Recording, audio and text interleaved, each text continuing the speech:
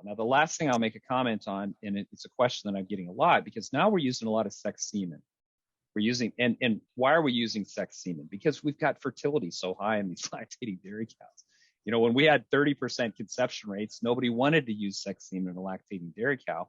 Coming off these fertility programs, first lactation cows, we can see 60% conception rates. And so now we're seeing a lot of sex semen being used. And there was an idea that we have to breed later with sex semen. And the idea is that the sexing process starts at capacitation. And so you could breed closer to the time of ovulation. So there's a lot of talk in the industry, we have to breed later. That may be true if you're breeding to an estrus for different reasons, but we actually tested that hypothesis in a controlled experiment where we bred at different times relative to when they got that last GnRH treatment.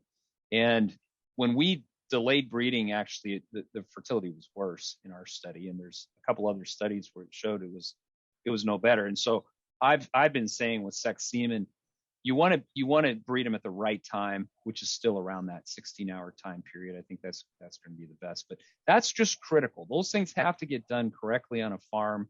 And anytime they mess around with that and try to do these co-syncs, they're compromising their fertility a lot.